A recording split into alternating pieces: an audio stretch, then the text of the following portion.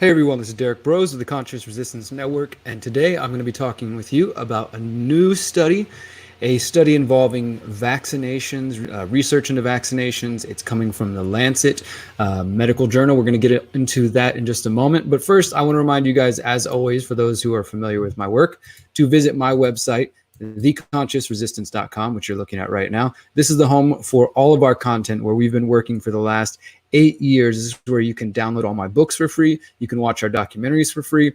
You can check out all of our various podcasts, and everything you want to know about our work can be found at the About page if you're new to the Conscious Resistance. And if you want to follow us, I encourage you to use these links, which you can see over here on the right side of your screen. You'll notice we have Float. If you've never heard of Float, check it out. We have Minds. We're on Hive. We also have a text list. I highly recommend you join my text list because this means, for example, you would have just got a text right now saying, hey, I'm about to go live. Check this video out. You also can find our videos on BitChute. You can find them on Library. And if you want to support me, you can do it at patreon.com/Derrick Broze. And finally, I recommend joining my Telegram channel, Derrick Broze's Daily News, where I post lots of information. And for those of you, you might have noticed that there's no Facebook, there's no YouTube or Twitter listed here because we are on Facebook, we are on YouTube, but I'm done promoting those platforms. I want to encourage you guys to go watch our videos and content on these other platforms. And shout out to everybody who's watching this on Library and BitChute and elsewhere. Again, please learn about these other platforms because as you guys have probably seen, people who talk about the things like I do, like the information I'm about to share with you, are increasingly facing censorship, getting their channels deleted, just totally wiped from the internet for the most part. But there are platforms which respect free speech. And if you want to continue to see my content, I recommend you follow me over there. So like I said, I have this new information that I want to go over here. This is, I haven't done a video in a couple of days. It's been kind of busy, but this one is based on an article which I actually just wrote. It is not even published yet. It will be published on The Last American Vagabond, which is where I write articles for. Shout out to everybody who knows The Last American Vagabond and Ryan. And this article, I titled it, Don't Let the Anti-Vaxxers See This Study. And you will know why I titled that in just a second. So let's go ahead and get into this. And again, you're looking at my kind of unedited pre-published edition of this. So it might change by the time you read it on The Last American Vagabond. But the article is called, Don't Let the Anti-Vaxxers See This Study. A new study highlights why a growing number of parents are skeptical about the safety of the coming COVID-19 vaccine and vaccines in general. In recent months, the mainstream corporate media has begun telegraphing their intention to divide the American population between those who believe in bodily autonomy and health freedom and those who support government-mandated vaccinations. This divide is apparently beginning to widen as the reality of a rushed vaccine for COVID-19 draws near. Despite the continued attacks on anyone who questions or challenges the assumed safety of vaccines, evidence continues to emerge that vaccines are not safe for all people in all situations. And that really should not be a controversial statement. Unfortunately, it is in the United States today. In a groundbreaking new study published in the Lancet on just July 6th, so just a couple of weeks ago, researchers call for updating the vaccine paradigm. In the study, Vaccinology, Time to Change the Paradigm, the researchers write, quote, the existing vaccine paradigm assumes that vaccines only protect against the target infection, that effective vaccines reduce mortality corresponding to the target infection's share of total mortality, and that the effects of vaccines are similar for males and females. However, epidemiological vaccine research has generated observations that contradict these assumptions and suggest that vaccines have important non-specific effects, or NSEs, on overall health in populations. So I'm not going to read the whole article because I want you to read it when it comes out, but let me just give you the basis of this. First, we'll open up the study so you can see it for yourself, so everybody knows what I'm referring to. Again, this was published in the Lancet, which is a major, medical journal, the Lancet Infectious Diseases. Vaccinology, Time to Change the Paradigm. That's the title of it. You can see the people involved in this study. And here's the summary. And I guess I'll just share this with you guys. For those of you who have never heard of Sci-Hub, Sci as in SCI-Hub. This is SCI-Hub.tw. That's the website. If you ever come across a study, and thank you to my followers who shared this with me, and all you see here is the summary, and it says, to read this full article, you need to make a payment, make a one-time purchase. This is how they keep knowledge from the people. Go over here to the DOI, copy that link, come over here to Sci-Hub, paste it in there, and voila, it opens up the study for you without having to pay anything. And you can do this for nearly every study you find out there. So then you can actually look at the whole study, you can look at the conclusions, et cetera, et cetera. So that's what I did. And I went in here and looked at the conclusions and found out what it's presenting. So essentially what they are presenting is that there are certain assumptions that have been made within vaccine research, namely that vaccines are safe for all people in all situations, and that vaccines only produce positive benefits. And what they're claiming here is that that is not true. And they provide a number of examples where, in fact, female girls, specifically in Africa, but in other places, were more susceptible to non-specific effects. And the results of them receiving one vaccine actually affected their immune system and made them more susceptible to other illnesses.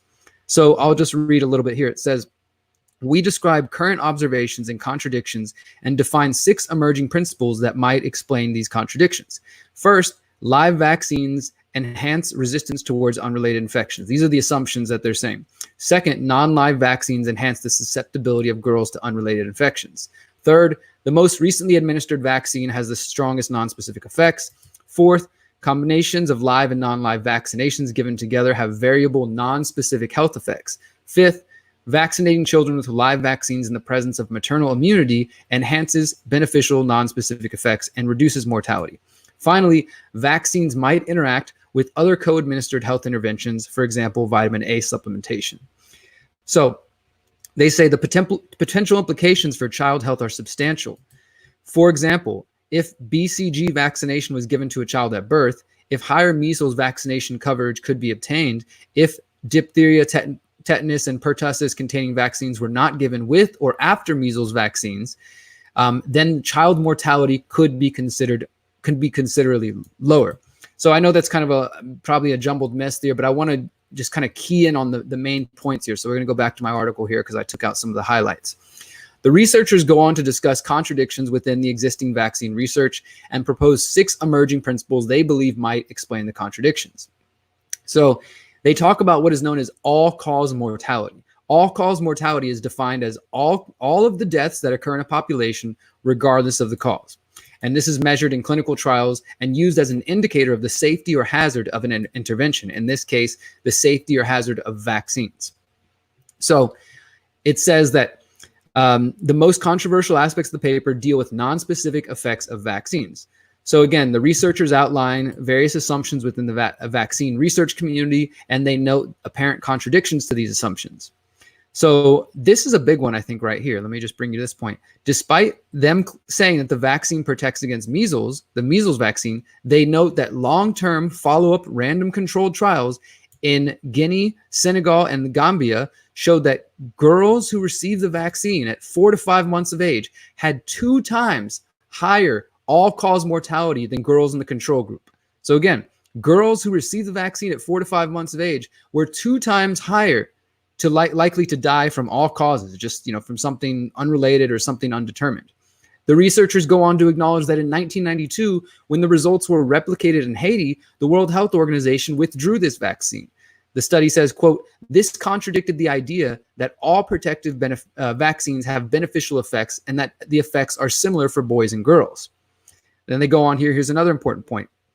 The researchers found that non-live vaccines, the DTP, pentavalent vaccine, hepatitis B vaccine, inactivated polio vaccine, influenza H1N1 vaccine, and the malaria vaccine are, quote, associated with an increased overall cause mortality in girls over at least 6 months or until the next vaccine is given. And so they go on to say again that, and I think this is probably for me, one of the most disturbing points. They said in the study that there was no excess mortality in girls in the pre-vaccination era in West Africa. So that means when they consider all the various factors before vaccination programs were started in West Africa, there wasn't excess mortality like they're seeing from vaccines. It says, quote, hence the higher mortality is unusual and contradicts the assumption that vaccines benefit boys and girls similarly. And then right here, I just give a list of some of the other interesting findings.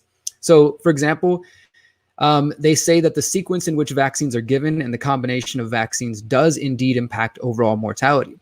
It says, quote, in all studies exploring this, the incidence of all-cause mortality increases if the DTP vaccine is administered after the measles vaccine compared with the inverse order.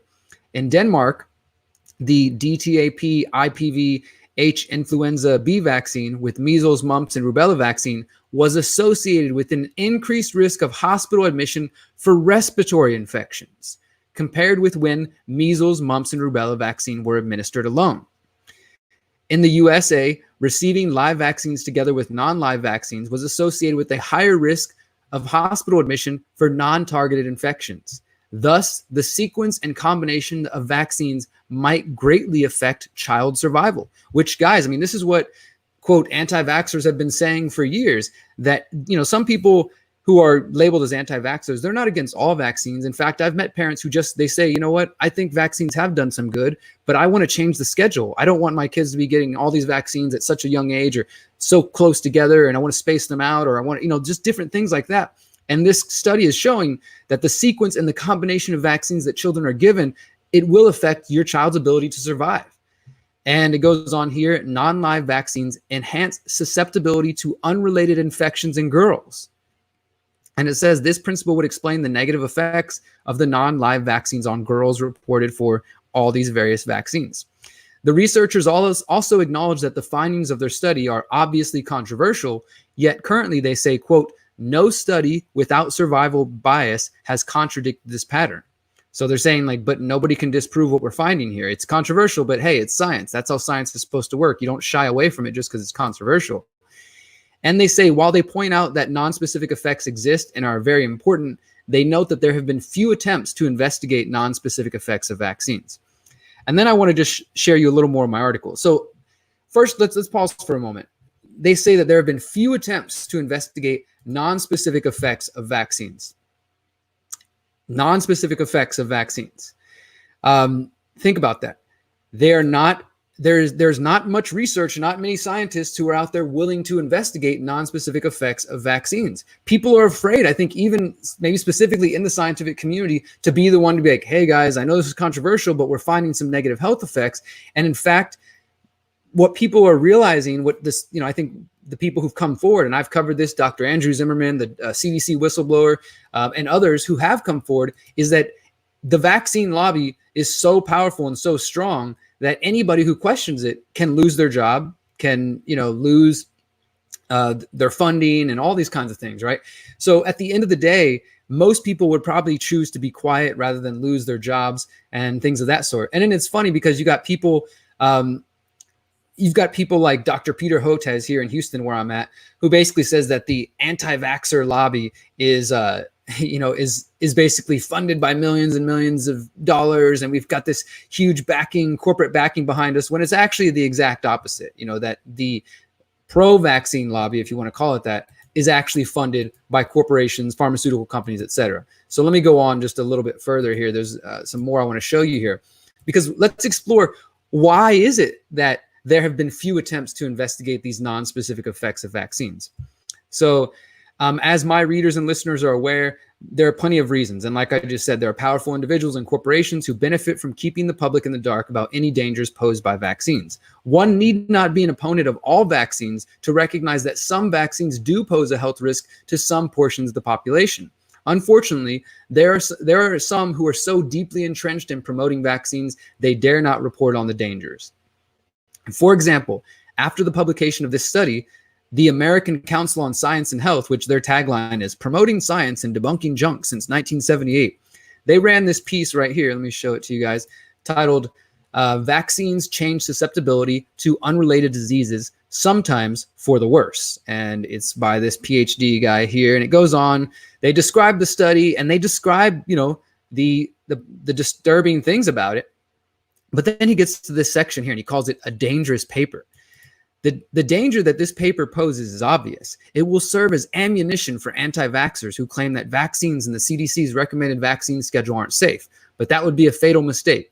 And he says, at present time, the safest conclusion is that the risks of targeted diseases are far greater than the risk posed by the respective vaccines. So it's basically saying, like, it's worth it, you know, if some people get sick or whatever, some, you know, increase the mortality in kids, hey, it's worth it if we save some kids with vaccines. But he does finally concede the available evidence indicates a possible need for reform. And then he concludes here, though, this is highly useful and potentially life-saving information. Don't let the anti-vaxxers and those who have nefarious purposes hijack it. So you get what I'm saying, guys? This is the American Council on Science and Health. And rather than just reporting on this objectively and saying, hey, guys, look, the science is in and there are some dangerous things that we need to talk about, they go to, don't let the anti-vaxxers hijack this. And as I show in this article, in my article here, the American Council on Science and Health, I can't remember what ASCH, they do not acknowledge this, which I found while doing a little bit of research, that, we can look into some of their funding going back to as far as 2013, and I'm sure there's more recent examples of this, but let's just go down here and see who some of the people. Revenue from corporations and large private foundations, the American Petroleum, Fracking, Texmark Chemicals, Chevron, Coca-Cola, the Safe Sig, Bristol Myers, Dr. Pepper, Bayer Crop Science, Procter & Gamble, Syngenta, McDonald's, and also I found one with Monsanto. There you go, Monsanto right here. So Monsanto, you've got all these like soda companies, and you've got chemical companies, you got petroleum companies, and you got pesticide companies who are bankrolling the American Council on Science and Health. No conflict of interest there. And I even did a little search just for the heck of it, and I searched fluoride on their website just to see what the American Council on Science and Health, who promotes science and debunks junk. Of course, they're all pro-fluoride. You guys know that I've been reporting on the fluoride trial, which is showing for the first time in a federal court the evidence, the abundance of evidence for the dangers of fluoride. But this American Council on Science and Health, they're still defending water fluoridation and the alleged benefits of fluoride. So it just kind of shows you the people that are out there that are promoting this. Now, my final point on this, and the final point of the article is, look, the truth is that the American Council on Science and Health, I think I got it mixed up right there, is playing their role in the ongoing vaccine information war. As I reported back in May, the New York Times published a piece called Get Ready for a Vaccine Information War, which outlines how, quote, social media is already filling up with misinformation about COVID-19 vaccine months or years before one even exists. And they basically say that, like, there's a war coming and we need to, combat the anti-vaxxers with good information. But then I also found this more recently. This is from Bloomberg Opinion. And I shared this on social media. Some of you guys might have seen this. The fight over a coronavirus vaccine will get ugly. And this author, Andreas Kluth, goes on to basically attack anti-vaxxers and says, there's going to be a showdown, a standoff between scientific rationality and conspiracy theories. And he says earlier in the pandemic, there were hopes that the balderdash of anti-vaxxers would become untenable and their movement would atrophy. Instead, it's booming. And he goes on to just lament how these conspiracy theories are spreading. And he says, quote, above all, educating people to distinguish facts from fake news is effective only before they become exposed to and infected by conspiracy theories. We have to win the struggle against disinformation this year or lose the fight against COVID-19 and 2021. And I would say, friends, we have to win the struggle against disinformation from the corporate media and from the pharmaceutical companies, or we will lose the fight for bodily autonomy, for personal freedom, medical freedom, and health freedom, not only in 2020 and 2021, but probably for generations to come, if they can cement this idea into people's head, the idea that collectivism is more important than individuality, and that it's for the good of everyone else, you have to do it, right? And he notes, though, that recent polls suggest that as many as half of Americans will not get vaccinated for COVID-19. I've seen some numbers saying 30-something% or 50%, but let's say between 1/3 and 1/2 the people so far are like, I'm not taking it. I'm not interested in it. And these aren't people, I've talked to people who aren't typically anti-vaxxers who are now skeptical of this vaccine because of Operation Warp Speed. And that is in the process of rushing out a new vaccine that is untested and is being promoted by people like Bill Gates and other shady companies. So as I end this article, I say, please share this article and the results of the new Lancet study with everyone you know. Don't let the pro-vaxxers ignore this research for their own nefarious purposes. And the final point I want to make on that, well, first, I just kind of want to pause for a moment. Like, do you guys, let's check out some comments. Do you guys understand what am I making sense here? Like, this study came out and is saying like, hey, oops, maybe they were right. There are some non-specific effects of vaccines.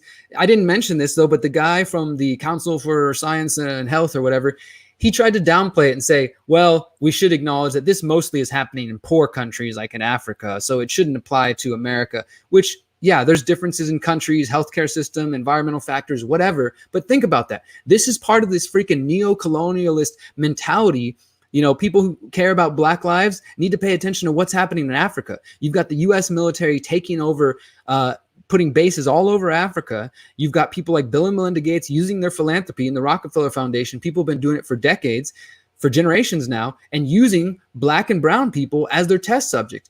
Black Lives Matter. If you care about that, then why don't you stand up for the people that are over there right now being used as experiments? And some will argue, well, they want the vaccines. These people are in desperate need of it. Well, many of them are not educated about the dangers. Instead, they're being told, like many of us, that people like Bill Gates are the heroes and that they should worship them. So this is just another form of colonialism, of colonization of the African continent by using philanthropy and using vaccinations. And people like this guy from the American Council on Science and Health, they just dismiss that. Well, because they're just, they're just poor. They're from poor other nations, Western nations. You know, it doesn't matter so much. You know, let's not pay attention to that, et cetera, et cetera. So my point here is that there's just so much.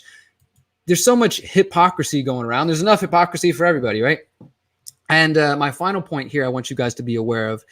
By the way, wherever you're watching, please thumbs up. Please, do what you can to share this out. If you haven't shared it, let everybody know where you're listening from. If you want to comment and what city or town you're from, please do so that we can, maybe you guys can see somebody in your area and connect. But let's check out this last article here before I wrap up for the evening. This is one that I found, just similar time period. So again, this is part of this vaccine information war that I'm talking about. Guys, it started in 2019, at the beginning of 2019, and you can go search this on theconsciousresistance.com. The World Health Organization said at the very beginning of 2019 that one of the biggest threats to the global health was what they called vaccine hesitancy. And since that, we have seen a concerted effort to just attack anybody who questions vaccines. And now here we are with COVID-19, and it's just ramped up to a whole new level. So this is interesting. As vaccine skepticism in U.S. grows, experts recommend strategies for COVID-19 vaccination campaign. I'll probably write a separate article just on this story because it's really interesting. I'm not going to read the whole thing, but guys, this is important. If you want to know what their playbook is, here it is. It says that as polling suggests that only half of America's population would be willing to get the COVID-19 vaccine, a panel of scientific and academic experts on Thursday released a set of recommendations for how to boost confidence in vaccines, including appointing community spokespeople and making vaccines free to all and available at familiar places like centers of worship. They want to start getting into people's churches. Here are some of the key points. The panel, comprising 23 experts in health science, communications, bioethics, anthropology, and more, organized by Johns Hopkins Center for Health Security and Texas State Anthropology, made the recommendations in order to achieve, and here you go, guys, the goal of universal vaccination against coronavirus. For all of those who think Trump's going to protect them, their goal is universal vaccination. Trump's appointing big pharma execs, GSK executives to run Operation Warp Speed. That should be a signal to some of you. So their goal is universal vaccination against coronavirus. One poll cited by the journal Science found that just 50% of the people in the U.S. are committed to receiving the vaccine, while CNN said it was 33%. The report suggests that vaccines be free and widely available to all Americans, as economic inequalities, racially biased health systems, and a politicized pandemic environment could affect how Americans view the vaccine. Many of the researchers' recommendations center on appointing familiar messengers like grassroots organizations, local health departments, and trusted community spokespersons to engage early and often with COVID-19 vaccinations in communities to, quote, neutralize misinformation. The researchers recommend the exploration of non-traditional vaccine sites like religious centers and senior homes to make the vaccine feel accessible and safe. Why? Because they're playing on your psychology. They know that you trust your pastor. They know that you trust your church. They know that most old people in old folks' homes, they trust the nurses and the people around. Well, some of them. I mean, we know there's a lot of abuse that happens in those homes. But the point is, they're trying to get into our relationships. They're trying to get into our neighborhoods and make it where people are more likely. They probably studied the psychology and said, hey, you know what? If somebody is told, hey, let's go get this vaccine by their neighbor, they're more likely to listen than if they hear it from some crazy person, some pundit on TV. That's what they want to do. They want to make sure that the information is coming from trusted sources. And honestly, it doesn't mean that your neighbor or your pastor or the local community spokesperson they're talking about is in on it. Those people are probably just trusting other people that they think they can trust. And those people are probably not reading the kind of studies that we just went over. Also, a U.S. government-sponsored politically neutral, I'm sure, panel of experts should be appointed to oversee all aspects of the vaccination effort. So if that happens, we should pay attention to that. If they appoint some politically neutral panel of experts sponsored by the U.S. government, I would want to know who's funding that and who's involved with that. Each state should similarly appoint a public oversight committee to make sure distribution is fair, overall acting as monitors of the vaccine program at a community level. And then right here, there's a quote that says, baseline vaccine hesitancy and uneven access to care, coupled with current opposition to mask wearing and physical distancing, despite active COVID-19 disease, suggests that public health authorities need to rethink how best to manage the pandemic and to spur recovery. And this is the Johns Hopkins document here, the public's role in COVID-19 vaccination, planning recommendations informed by design thinking and social, behavioral, and communication sciences. And I will link to all of this. The links aren't in the video at the moment, but once I wrap up, I will go ahead and add them in there. Let me just show you some of the people involved in this. The first person who's listed as a member, Luciano Borio, vice president of NQTEL. The NQTEL is the CIA's venture firm. If you've never heard about this, guys, NQTEL was involved in the creation of Facebook and other platforms. So, I mean, right off the bat, I'm not feeling very trusting of these people. Let's just do a search of Gates and see if anybody from the Gates Foundations. Oh, surprise, surprise. No Gates people in this, but maybe there are some other people that we should be concerned of. You got the usual cast of characters. I mean, I'll let you guys look through this. My point is, though, they're talking about, here's their full recommendations. Understand and inform public expectations about COVID-19. Earn the public's confidence that vaccine allocation and availability are even-handed. Make vaccinations available in safe, familiar, convenient places. Communicate in meaningful, relevant, and personal terms, crowding out misinformation. And this was an interesting part of it that I found, that they said, like, vaccines should be given away at, well, for one, they should be free, but they should be given away at food distribution centers. So think about how many people are really hurting right now from COVID-19, from their businesses being shut down and not being able to go to work. I'm going to share these links with you guys.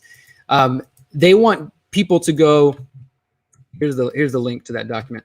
They want people who are already looking, like, going to food banks, for them to be there and say, hey, by the way, when you're here with your food bank, we've got free masks. And if you want, we've got vaccines over here too as well.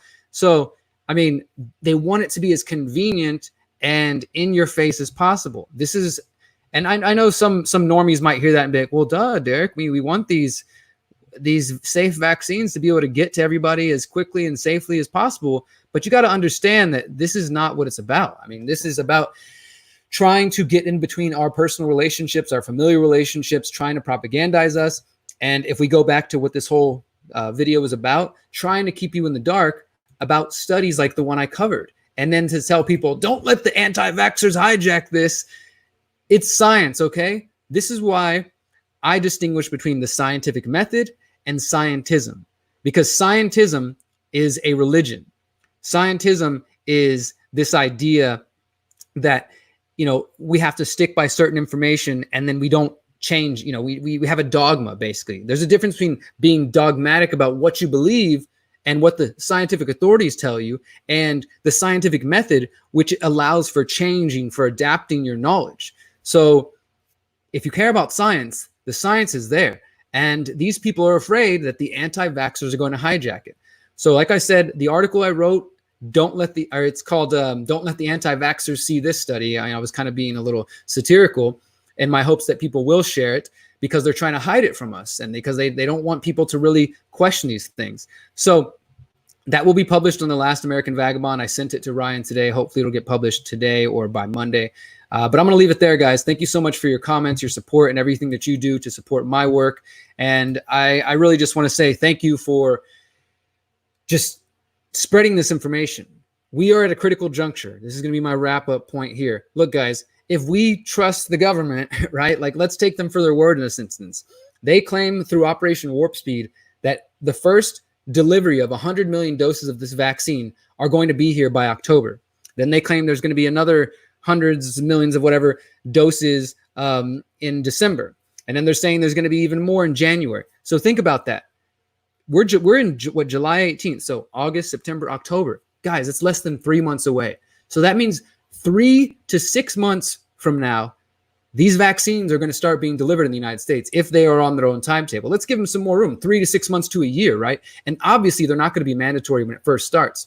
People are going to line up. But once all the volunteers have got them and they say, look, COVID-19 still won't go away. It's because of those anti-vaxxers. They won't take it. We don't have enough of the population vaccinated yet. It will be mandatory.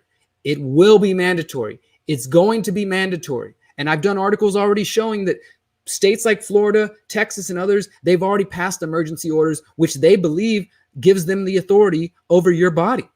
And the Supreme Court already has a ruling from, like, I think the Spanish flu, like 100 years ago, saying that they believe they have the authority to force vaccinate people. If you're living in the United States, this is a reality. These people believe they own your body, and now it's finally coming to a head. So my friends, again, you have 3 to 6 months to figure out what the fuck you're going to do and to think about it in a very logical and clear-headed and strategic way. How can you protect yourself? How can you protect your family? If you are concerned about this vaccine, if you're concerned about Bill Gates' influence, if you're concerned about Moderna, if you're concerned about the Apoject and all these different companies maybe you're fine with vaccines, but you just don't want the government telling you what you can do with your body. Whatever it is, think of a plan. Come up with solutions ASAP. We have 3 to 6 months before this vaccine is rolling out. And, you know, I'm kind of the mind that this vaccine is probably already there and they're just waiting to roll it out. But please think of a plan. And as I wrap up, look, if you've never heard me talk about Freedom Cells, please visit freedomcells.org. Go on there, create a profile, check out our map, search for other people, create a cell, start coming up with a plan of how you can protect yourself and your family and what you're going to do if somebody comes knock, knock, knock at the door and says, we're here to vaccinate you. Oh, you don't want to? Okay, well, that'll be a subpoena. That'll be a fine for every day until you comply. Okay, well, if you want to go to work, you're going to need it. If you want to travel, you're going to need it. If you want your kids to go back to school, you're going to need it. If you want to operate in new normal society, you're going to need it. How are you going to respond? What are you going to do? Come up with a plan. Do not be caught with your pants down. I'm not just sharing this information because I like hearing myself talk. I'm trying to educate you and myself and encourage us to come up with some fucking solutions so that we don't have to be faced with, fighting for our lives at this point. We're already there, but you're either going to do it with a plan or you're going to do it, just letting them run over your body, letting them run over your family. And the future generations are depending on us. So please visit freedomcells.org, try to find solutions, work on your own trauma, think about everything you have going on, and start thinking concretely about how you are going to handle this situation, my friends.